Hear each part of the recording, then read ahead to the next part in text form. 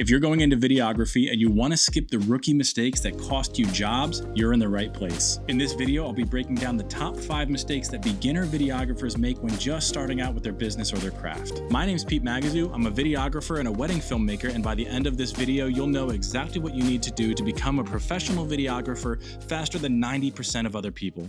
So the first mistake that a lot of new videographers make is not using lighting properly, or not using tools at their disposal to control lighting as best as they can. For instance, even in this video, I've got a light right there that's just putting a bunch of light on the side of my face so that it looks nicer. Now, there's a lot of things to learn, like ratio of your subject to the background, different positions and names for lighting, and different ways to measure your lighting, but we're not going to get into that in this video. The point is, most people, when they start out in videography, they don't even think about lighting. They just think, I need to get a camera, I need to get a lens, I need to start filming things and posting my stuff online, which is all great, but if you want to set yourself apart as a beginner, start learning about lighting. Here's a really great tip that helped me start to learn about lighting. When I watch shows or movies that I love, I'll pause the frame and look at the scene and just start to observe, where is the light coming from? What are they trying to do with the light? How is the subject lit? And there are 2 things that you can do that'll really help you study and learn faster when it comes to doing this. One is to make observations about what you see in that frame. Now, an observation could be as simple as there's light coming through the window, or the phone screen is lighting the person's face. And the second is to make implications. Implications can be a little bit more subjective, and now you're starting to determine what were they trying to communicate in the way that they lit this. For example, there's a scene in one of my favorite TV shows, Breaking Bad, where Walter White, the main character in the story, is standing at the top of the stairs of a basement. Now, I'm not going to spoil what's about to happen. He's going down to the basement to do something pretty evil. So some observations are there's no light in front of him. An observation would be that there's light pointing at the concrete wall coming from the basement below him. Another observation would be that it looks like there's a ceiling light or something on behind his head. Observations are great just to start to see what whoever lit the scene was thinking. Now, this is a really cool silhouette shot, and like I said, something bad is about to happen in this show during this frame, and they're showing this mysterious, dark, he's silhouetted. They obviously chose not to light him on the front of him, and they're showing this darker side of him. So an implication would be, because of the observations we made, how they decided to light the scene, I'm going to imply that something bad is about to happen. They're not showing his face. Even his stance, the way the door opens super slow in the scene, shows that he is about to do something really serious and dark. That's just one way to simply start to learn about lighting. So next time you're watching a TV show or you're hanging out watching Netflix, pause the show in the middle of a scene that you like and start to make some observations and implications. The more you do that, the faster you'll learn, and the faster you'll set yourself apart from other beginners. Number 2 is overcomplicating gear. Now, everybody likes buying gear. I love buying gear. I buy too much gear, but the best camera is the one that you can use fast and confidently. You don't need to get the latest piece of gear to start in videography. I would honestly recommend looking into starter cameras like the Blackmagic Pocket 4K or the Sony FX30, getting really familiar with them. Again, learning lighting, learning exposure, learning all these things, and then once you're established, then you go buy the camera of your dreams, or the camera that you really need to make your business thrive. But a point to that, a camera will not make your business successful, nor will a good lens, nor will all the gear in the world. The best thing you can invest in early on is knowledge. Before you start to spend money on gear, before you start to rack up a gigantic Amazon cart, invest in yourself, learn some basics, and you will be set up for success. Okay, number 3, I've said this before, but a big mistake that beginners make and some pros make is not planning for audio capture. A lot of people will start filming, they'll get a camera, they'll get a lens, they'll get even a light, all these things, and they won't think about audio. They just think, oh, the camera has audio built in, so I don't need to worry about that, or I'll figure that out way later. That's a later thing. No, people will watch bad video. You could film something on an old camera or an iPhone and people will watch it, but people don't like to listen to bad audio. Here's an example. I'm now not using this microphone that I'm just kind of holding in front of my face. I'm using the onboard FX3 built-in microphone, and you can hear it's totally different. You can hear the room reflections. My voice isn't as strong or powerful. Investing in something even like this little DJI Mic 2, which I'm going to put in the link below,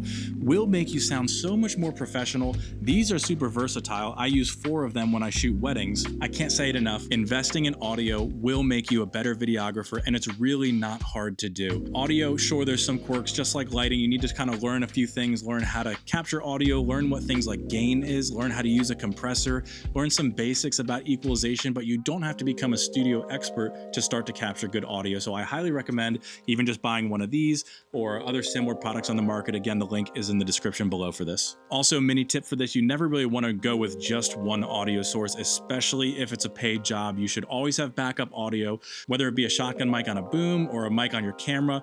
You always want two ways to capture audio. That way, if something like this fails, or I drop this in the ocean, or the camera wasn't rolling audio, I always have a backup to go with. Mistake 4 is one that really takes a long time for people to get good at naturally unless you're really thinking about it constantly. And the mistake is to have a lack of story or emotion in what you're filming.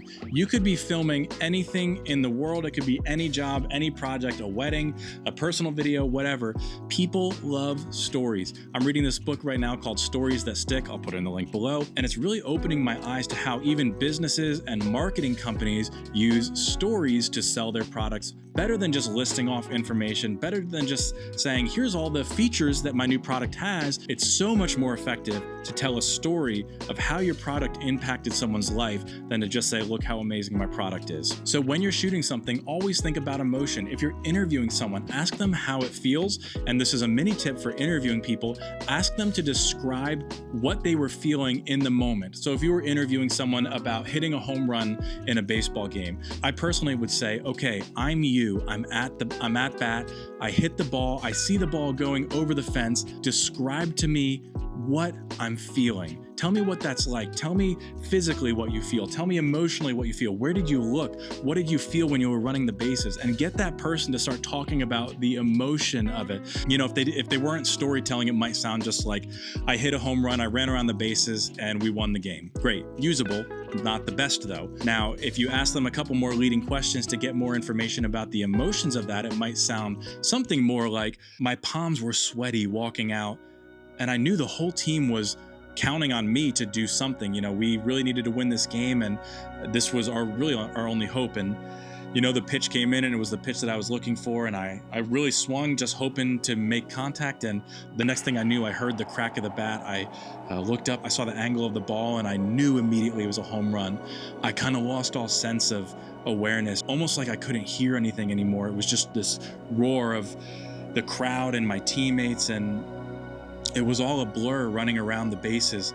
And by the time I got to third and I was running home, my whole team was there ready to congratulate me. And it was like it was in slow motion, but in normal speed. And I'd never felt anything like that. You can see how just asking some leading questions or trying to draw the emotion can make an interview question about a hypothetical home run in baseball so much more interesting, or such a better story to tell. Okay, mistake number 5 is one everybody likes to hear, and that's not charging enough early. I get it, and I've even told people sometimes you have to do free work, especially if you're literally just starting out and you need content to start to promote yourself or start to post on Instagram. Sure, do some free work. I also love to help out friends and family and do free projects for them all the time, but giving away your services to a client who might be ready and willing to pay you doesn't really make much sense. Even if you're only charging a couple $100 for an interview, or you're going into town and finding small businesses to make an About Us video for their website, still charge them something and start to get a little bit of money. Even $100 is enough to start to advertise for yourself on Instagram. So if you can go out and find one person who needs one specific video and is willing to pay you $100, you can take that 100, advertise for yourself to other businesses in the area, and start to multiply that exponentially. So don't be afraid to pick a price, even if it's a little bit lower,